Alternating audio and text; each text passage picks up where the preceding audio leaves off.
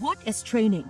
Training is teaching or developing in oneself or others any skills and knowledge or fitness that relate to specific useful competencies. Okay, so start na tayo sa first topic natin. What is training? Ano nga ba yung training? Marami kasing nalilito pagdating sa training.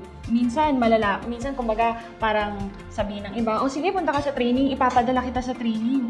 Pero naiintindihan ba talaga natin kung bakit talaga tayo pinapadala sa training? So there are two things about training. One is to help you develop more skills. Kumbaga, bibigyan ka pa ng mas advanced skills or ready ka na kasi para mag-take ng bagong role or gumawa ng ibang bagay, no?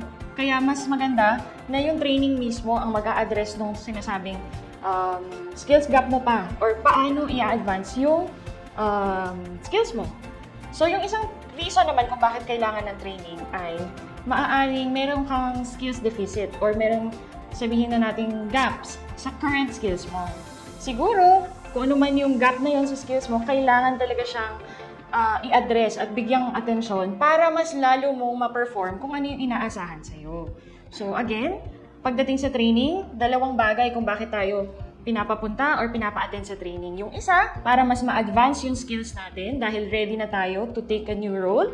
Or, yung isa naman, baka may current gaps. May sabihin natin medyo may konting problema sa skills natin ngayon na kailangan na i-address agad para mas lalo nating ma-perform ng maganda yung role natin. Whether you are an officer, supervisor, sabihin na natin, trainer ka. Kagaya ng program natin ngayon, train the trainers ang gusto nating gawin dito sa module na hinanda namin sa NCTA para sa inyo.